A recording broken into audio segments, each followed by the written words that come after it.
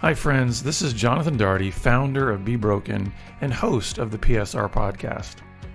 As we approach the end of the year, I want to take a moment to say thank you for being part of this growing community. You know, every week we get to bring hope, healing, and freedom to men, women, and families who are longing for sexual integrity and wholeness. And that's only possible because of generous supporters like you. Right now, we've been given an incredible opportunity, a matching gift challenge of $71,500. Now, what that means is that every dollar that you give between now and December 31st will be doubled to help even more people discover God's grace and hope. So I'm just asking you to prayerfully consider giving a special year-end donation. You know, whether it's $5 or $500 or more, your gift will go twice as far in helping lives be transformed. Just visit bebroken.org/give to make your donation and be part of this mission of restoring wholeness one story at a time. That's bebroken.org/give or call 210-822-8201. From all of us at Be Broken, thank you, and may God bless you richly today. We're not just avoiding what's bad, we're receiving what's good. We're receiving the things that we needed but didn't get when we were younger. We're actually finding our deeper desires fulfilled by God in community with others and even within ourselves. Like, it's just a bigger, better life. It's not restrictive, it's redemptive. Good day, friends. Jonathan Daugherty here with another episode of the PSR Podcast, which is a listener-supported outreach of Be Broken Ministries. In today's episode, I sit down with Drew Boa to discuss his new book entitled Outgrow Porn: Find Lasting Freedom Without Fighting an Exhausting Battle. Drew shares his personal journey and explains why traditional purity culture and military-style approaches often fall short. We then explore his compassionate, holistic method that focuses on healing childhood wounds, understanding emotional triggers, and embracing inner child work. Drew encourages viewing relapses as feedback, not failure, and highlights the importance of grace and self-compassion in recovery. So if you're a man that's seeking hope and lasting change, this conversation offers fresh insight and encouragement. To get the book, visit outgrowporn.com. To learn more about Drew and his ministry, visit husbandmaterial.com. For additional resources, you can visit our website at bebroken.org or check out all the links that we're going to put in today's show notes. And as always, friends, I am going to invite you to rate and review the podcast after listening to help others find it. Now, let's dive into today's inspiring and practical conversation with Drew. All right, friends, we have with us today Drew Boa. Welcome to the program, Drew. Thanks, Jonathan. Yeah, so I'm excited to have you on. I know I've been on your podcast. I think we've had you on ours before, and so we've got these kind of parallel ministries that are doing work with men and helping them to really understand what it is to walk in integrity and live new lives that are free from porn and all kinds of other unwanted sexual behaviors. But today, I wanted to talk specifically about a new book that you have written that's called Outgrow Porn. And the subtitle is Find Lasting Freedom Without Fighting an Exhausting Battle.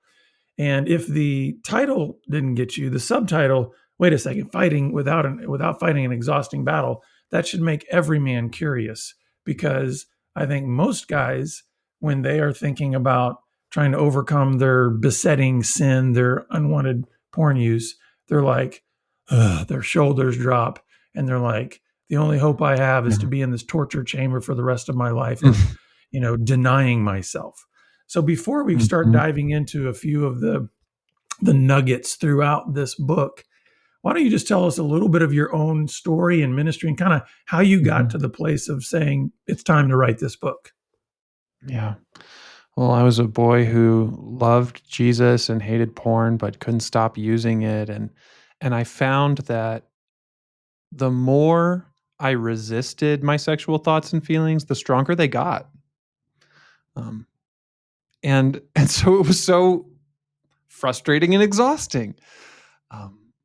Now I did get more and more freedom as I learned how to open up to other guys um, about the specifics of my struggles and the sexual fetish that was always the focus of my porn searches. Um, I mean, through prayer, through scripture, I felt like the Lord was fighting for me, and that was all great. And even after 1 year of freedom, I still went back to the same behaviors as before, and I realized, they still have power over me.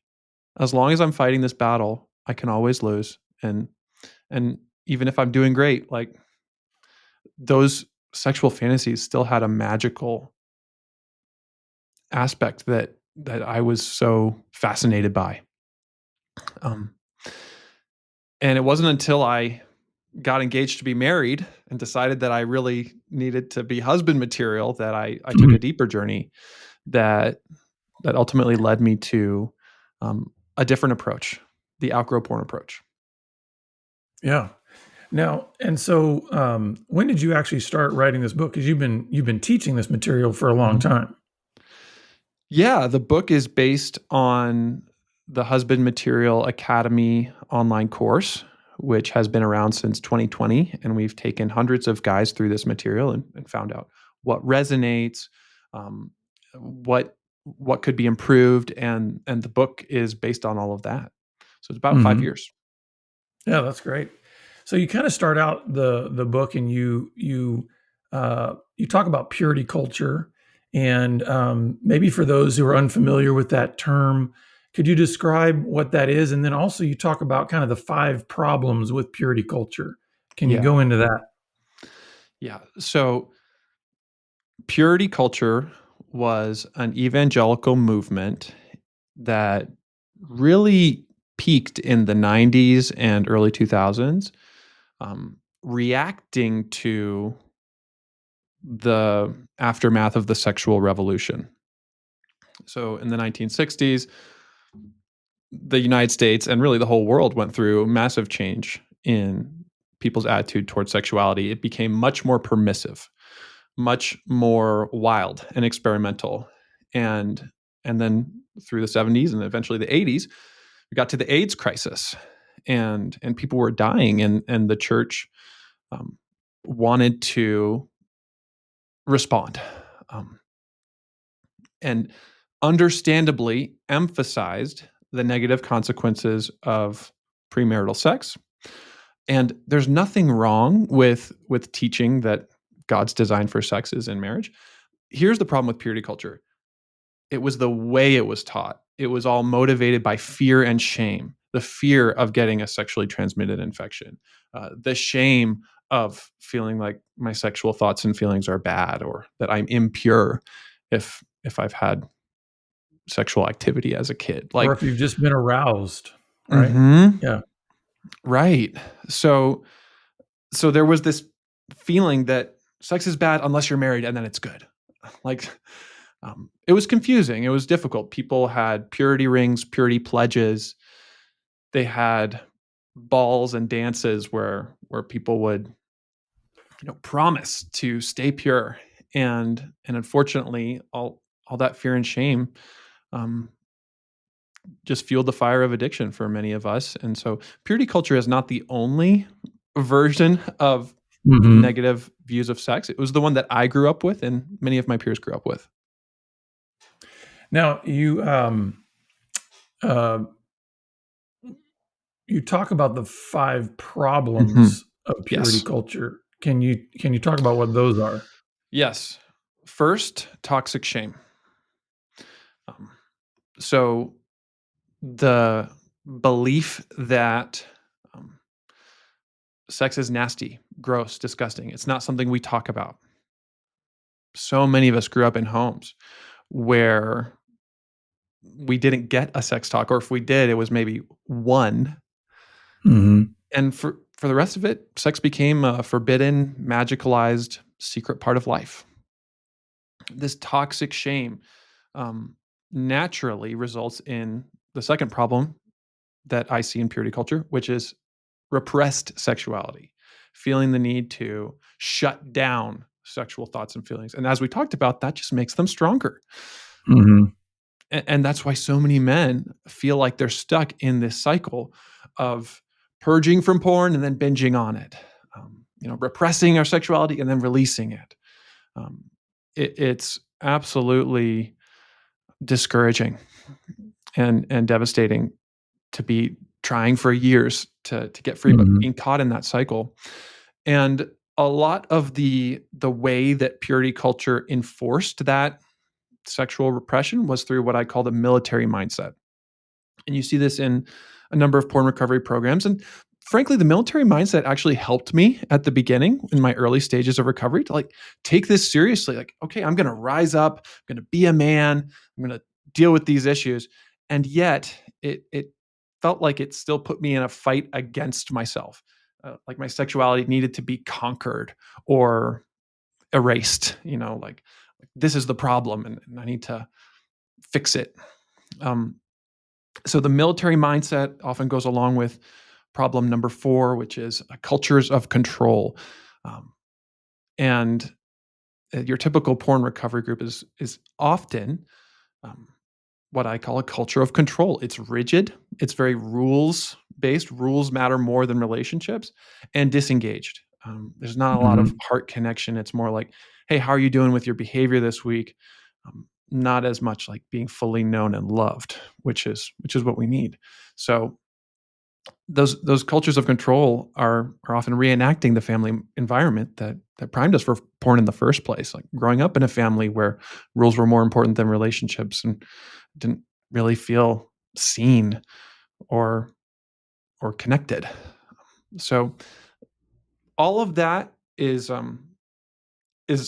what I first experienced when I first started to Sure, yeah. try to deal with my story. Well, and I And think, yeah, a couple of those, when you talk about the military mindset, I'm like, that is extremely effective for what it's meant for. Military mindset means you have that mindset in a war, but mhm, not all of what you're dealing with in your sexuality is a war, right? yeah, There is a right. component, right, where we're battling temptation, we're battling certain things, we're trying to resist, but that's maybe 15% of Yeah. what our entire sexuality is meant to be. So sometimes I would think what purity culture did is it started to take these segments of what it means to be a man or a woman of integrity and said, now let's make that cover what it means to be sexual. And it's like, Yeah. wait a second, you're missing 90% of what it actually means to be male and female created in God's image. It's not just about fighting a war, and it's not just Mhm. about controlling behavior. It's so much more than that, right? I really like the way you said that because it validates the goodness of that mindset as a limited partial Mm-hmm. approach. So, like, is there spiritual warfare involved? Yes. And there are also many other issues that are biological, psychological, relational, spiritual, and we're all of it. Sexuality is connected to all of it.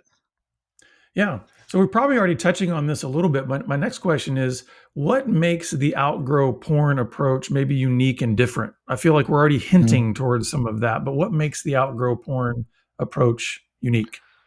Well, we're starting with a very basic and profound assumption, which is that for the most part, men don't get hooked on porn, boys do. Or women don't get hooked on porn, girls do. And once you really realize that, you need to start taking a different approach because it's not the mature adult part of me that has the urge to watch porn. It's the little boy within me. And so as long as I was taking that military mindset, it's like I was fighting the boy. Mm-hmm. Yeah. And so the outgrow porn approach says, let's start with looking at our childhood experiences and figuring out where our sexual development got stuck. Well, so let's talk about that just a little bit more because I can imagine people are asking questions. But Drew, why do you start from that assumption? What's kind of your basis for that? Like, is it all anecdotal, or is there some kind of like, research? Or not that we rely totally on research, right? I mean, Hmm. all of our lives cannot be compacted down into a study. But Yeah. like, what makes you believe that that assumption is a good and correct assumption to make? I mean, Common Sense Media did a study in 2023 that found the average age of exposure to porn is 12 years old, and most are younger than that.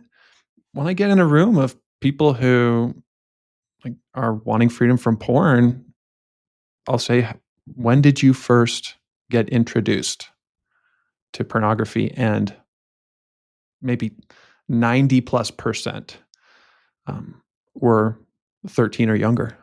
Um, Yeah, I've been doing this for over 20 years, and I have never had a man say I was 31 when I first saw, yeah, like, never, never. The right. oldest I think I've ever had was a guy was like 18 or 19, but I've Mhm. never even had guys in their 20s say that Yeah, was like the first time they'd ever been exposed to pornography. yeah. And yet, when I ask men, how much of your struggle with porn do you believe is your fault? Almost all of them will say, it's completely 100% my fault. Not realizing that porn exploited them as children. Like, porn is the primary sexual educator for so many people, and it's a sexual abuser. So I Mhm. really think the journey to lasting freedom looks a lot like healing from childhood sexual abuse. Yeah, so let's talk about that because that gets into something that is generally termed like kind of inner child work. And Mhm. for some people, especially some Christians, they sort of get leery when you start talking inner child. That sounds like psychobabble. It sounds a little new age. It sounds like so. How do you view kind of that inner child work through a lens that can couple kind of the scientific with the biblical? Yeah. We can look at it through the lens of brain science, or we can look at it through the lens of the Bible. One of my favorite chapters of the Bible is Psalm 131, where the psalmist says, I have stilled and quieted my soul like a weaned child with its mother. What a beautiful picture of inner child work. Um, Hmm. that there are parts of my soul that are like a little child. They're young, and they don't need to be yelled at. They don't need to be punished. They need to be soothed, stilled and quieted and comforted. And so inner child work is a way of practicing Psalm 131. In terms of brain science, the inner child is really an oversimplified way of talking about memory. So there are two types of memory: explicit memory, which is like remembering a fact, and implicit memory, also known as body memory, which is re-experiencing events. And and when we talk about my inner child, we're talking about those times when I'm re-experiencing events, like when I'm talking to my wife and I feel like I'm talking to my mom, or I'm in a group of men at church and I feel like I'm back in middle school in the locker room. It's like this happens automatically. It happens effortlessly. Our brains interpret the present through the lens of the past, and so the inner child is just a way of making it easier to process our body memories that are showing up um, sometimes decades later. How does a And lot of this inner child work kind of dovetail with what the recovery community will often talk about in terms of exploring knowing your triggers and Mhm. that kind of stuff? Because those Yeah. overlap in many ways. And why is it important that you bring those two works together? Hmm. Yeah. This is something I've not heard anyone else talk about in the same way. We all have triggers. We all have things that make us not just frustrated, but infuriated, or not just sad, but devastated. Like um, someone's facial expression, a certain word, a certain kind of touch can be very, very activating. Our triggers reveal our trauma. They reveal our wounds. But this is the part that people don't really talk about. There are actually two types of triggers: pain triggers and pleasure triggers. Mhm. So pain trigger is a difficult experience that feels just intolerable. Um, like it's not just hard. It's like, I cannot Like, I won't continue feeling survive. this. Yeah. Yeah. Yeah. I'm going to die if I keep feeling this shame or this loneliness. Then we also have pleasure triggers. A pleasure trigger is when you see someone or perhaps an image that feels not just attractive, but irresistible. Like it has a magnetic pull. And that's what I call pleasure triggers. And both our pain triggers and our pleasure triggers um, are often connected to our childhood experiences. And it's fascinating to figure out those connections. So one example would be for me, the type of porn that I referenced, which has always had power over me, features girls and women with braces on their teeth. And that trigger is a pleasure trigger for me. And it goes back to middle school. It goes back to what happened to me when I was 13 years old, 14 years old. And that trigger really burned into my brain at that time. I sexually imprinted onto images of girls and women with braces. And so um, it's it's really freeing to realize that the things that often are are magnetically powerful for us um, have a story behind them, and when we see that story, they can become more manageable and less extremely intense. Yeah.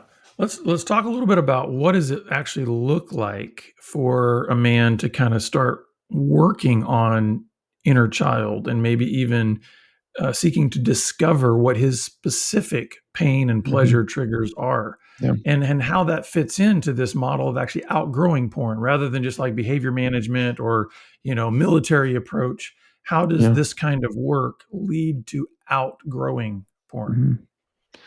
Mhm. So when you get triggered or you feel something emotional and sexual that prompts you to seek out porn or sexually fantasize, for example, here are the questions you can ask yourself.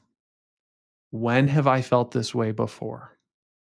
And when have I felt the opposite? So if I'm feeling lonely, like nobody really wants me, okay, when have I felt that way before? Stories will start coming to the surface. Um, and if there's a specific type of porn that makes me feel excited or accepted, okay, when have I felt the opposite? When have I felt bored and rejected? Um, this is a trailhead that we can follow, and the book gives a lot of guidance on that. It's also helpful to go through this with a professional, Mhm. counselor, therapist, even a group leader can help to start to pinpoint some of the places where our triggers are having power over us. Now And that's the you, starting point for inner child work. yeah, you talk in the book about three great sexualizers. Mhm. Can you share what those are, and again, why it's important for somebody to understand that in terms of them learning how to outgrow porn? Absolutely. Underneath the surface of our sexual fantasies, when we start asking these questions like, when have I felt this way before? When have I felt the opposite? We discover three major themes. I call them the sexualizers because if these three things don't get processed, they're going to come out some way or another. And for many of us, it comes out sexually. Fear, shame, and loss. As a boy, when did you feel unsafe or afraid? As a boy, when did you feel ashamed? What did you believe about yourself? And then finally, what were you cut off from? What did you lack that you deeply desired? As we start to explore those things, we see how porn and other types of sexual stimulation provided a symbolic solution. hmm Now, it's interesting because there may be people in the audience that have been in recovery for a while, or they've been, and I know this was part of my own experience is that um, I have yet to meet a man who has developed a full blown sexual addiction that does not have a massive, well, I shouldn't say massive, but at least some level of struggle with anger. Mm, And so they might be thinking, wait, well, Drew, why didn't you put anger in there as a sexualizer? And I believe it's because anger sits on top of all three of those. yeah. Because if you think about fear, shame, and loss, it's easy and acceptable for men to just get angry. Right. But underneath that is probably a fear, a shame, or a loss. And so I think Yes. you're really getting to the bedrock. And sometimes Hmm. we don't realize that anger is just a symptom. It's not Yes. necessarily what's really at the floor level of that. And let me ask you this: when guys start to really understand what their core fear is, what the shame lies have been, what their losses and even traumas have been, um, what does that do for starting to get them to reframe their recovery journey from this idea of I'm just supposed to stop a particular behavior to actually Hmm. realizing they're working towards something rather than away from something? Yeah. Yeah. Well, we're not just avoiding what's bad, we're receiving what's good. We're receiving the things that we needed but didn't get when we were younger. We're actually finding our deeper desires fulfilled um, by God in community with others and even within ourselves. Um, like it's just a bigger, better life. It's not restrictive, it's redemptive. hmm Yeah, and I used to um, I had kind of the mentality that I think a lot of Christians had, especially those who might have been influenced by purity culture or whatever, is when you started thinking about the boundaries, the quote unquote laws of God that were supposed to be around your life. I had the idea of like, um, I had my posture incorrect towards those boundaries, meaning it's as if I was standing at the fence of the boundary, but I was looking out across the outside of the boundary at what I couldn't or shouldn't have. When I didn't realize that God actually constructed those boundaries so that I would actually have my back to the boundary and be able to see Mm, the infinite pleasures mm. and joys and freedoms that are inside of the boundary. And I feel like Yeah. what you're doing in this mentality of outgrowing something that's negative is you're saying, guys, we were meant to have our backs toward the boundary, and we were Mm. meant to be continuing to pursue what's inside that boundary. And it's, as the Bible puts it, it's blessings evermore. It's like Yeah. there's a flourishing that can happen in that. Now we do understand that no one ever travels this journey absolutely perfectly. But one of the things that you describe in the book is you talk about porn relapses to be seen as feedback, not failure. Why do you say Yeah. that, and try to describe that? Oh man. Well, it's based on the very foundational idea that shame is not very helpful in finding freedom. And yet shame is what drives us to porn. Shame is what we feel after a porn relapse.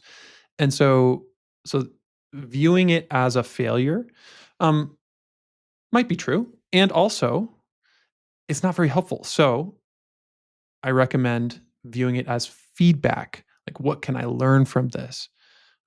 Again, outgrow porn is this growth mindset that all this research has been done on. That a growth mindset rather than a fixed mindset is essential. Because when you have a fixed mindset, you think I'm always going to struggle with this. I'm Mhm. I'm fundamentally flawed, and there's no hope for me. Whereas when you take a growth mindset, you're thinking, okay, I made a mistake. This is not who I am. Um, and frankly, my relapses have been my best teachers. I've learned more Mhm. from a relapse than any podcast, any book, any counseling session, like because because they reveal what's really going on in my heart. And you know what? Let me push on that just a little bit more because part of your story, and this is the beauty of when we get on this redemptive journey, is that you've been free from internet porn for 10 years. Yeah. And so somebody might hear what you just said about learning from failures Yeah. and go, wait a second, you haven't looked at porn in 10 years. Have you stopped learning? Can you talk about how there's other types of failures and foibles that happen along the way that are not just actually acting out in your sexual behavior, right? And you Yeah. can still learn from things. Like, I'll give you an example from my own life. Sometimes I learn more now from what we might call sins of omission than Mm. rather sins of commission. Like, God is clearly telling me, do this. And I'm like, I don't want to. And it's like, oh, I just failed.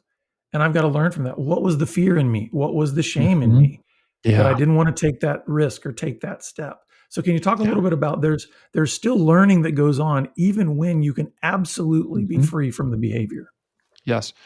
Our goal is so much bigger than behavior change. Our goal is becoming mature sexually, spiritually, emotionally. And there's not a ceiling to your Mhm. healing when that's your goal. It's like, man, I'm still becoming more mature. And yeah, even if it doesn't result in masturbation or porn, and I'm not trying to say that I have a specific stance on masturbation, but um like even just my own internal dialogue and thought life can be immature or Mhm. sinful or something less than God intended. So um, I don't want to beat myself up over that because the truth is I sin every single day. And so Yeah. it's so much more liberating to have this mindset of this is feedback. This is trying to teach me something. It's trying to tell me something, and I'm going to choose to be loved in the middle of it and to be a learner. Talk just for a second of why that requires that there be a grace-based foundation to this entire journey, because what you're saying there is maybe feels counterintuitive to people. Drew, I just hear you saying that there can be great progress, and yet you said you fail every day in some way. Help me reconcile that and maybe show how grace is the foundation for that kind of progress. Well, people should read your book, Grace Based Recovery. And I think you're the perfect person to talk about that. I absolutely believe that the most powerful motivation for change is the gospel, God's Amen. grace, and our identity in Christ. You know, um, so with that in mind, um, like every time I I make a mistake or I find, man, I'm not as free as I thought, I'm not as healed as I thought, it's a chance to believe that gospel even more deeply, to have intimacy with God become even closer, and to have a stronger foundation. Like, I am loved, I am redeemed, Mm. um, maybe even more than I thought. And and so if we get into the theology of all this, we are living in the already and the not yet. Mhm. We have been delivered from the penalty of sin. One day we will be delivered from the very presence of sin. But right now, we're still being delivered from the power of sin, and that is ongoing till the day we die. Mhm. That's so good. So what is something that you really would hope that anyone that reads this book would get out of it? Like, what's your Mhm. greatest hope for somebody that reads this book? My greatest hope for this book is that it would unlock kindness and compassion for yourself, and Mhm. specifically for the younger parts of you that were first exploited by porn, that might still be attached to porn, and maybe that you've hated. I mean, I used to hate myself for this secret obsession, and now, like, for me, the greatest gift is learning to love that boy and allow Jesus to love that boy within me. Um, it just gets me. That's good. That's good. Well, Drew, this has been a great conversation. Share a little bit about your ministry, how people can get resources that you have there, and then also how folks can get a copy of the book, Outgrow Porn. Yeah. You can get the book at outgrowporn.com, and you can find out more about our ministry, Husband Material Ministries, now a nonprofit, at husbandmaterial.com. We have lots of free resources like a weekly podcast, private community, conferences, and really hoping to not just give you the information about how to outgrow porn, but the support and community to experience it. That's great. Well, Drew, it's always a pleasure to connect with you. And so thanks for being on the program. You too, Jonathan. I am just so encouraged every time I hear you speak. So thank you for your influence and for your mentorship. You bet. Well, listeners and viewers, definitely go grab a copy of Drew's new book, Outgrow Porn. We're going to put a link in the show notes and some other information about husband material in there so that, guys, you can take your next best step to wholeness in Christ. That's what we're here for, is to help you do that.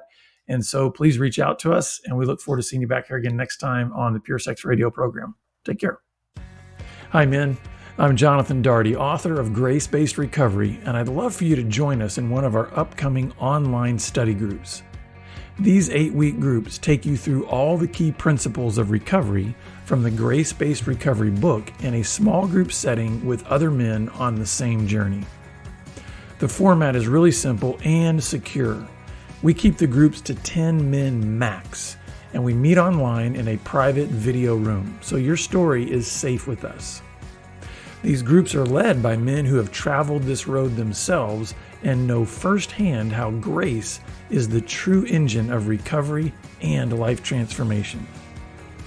I encourage you to take your next best step to freedom, joy, and peace. Register now for the next Grace-Based Recovery group. We can't wait to connect with you. To register, go to bebroken.org/GBR. That's bebroken.org/GBR, or you can call us at 210-822-8201.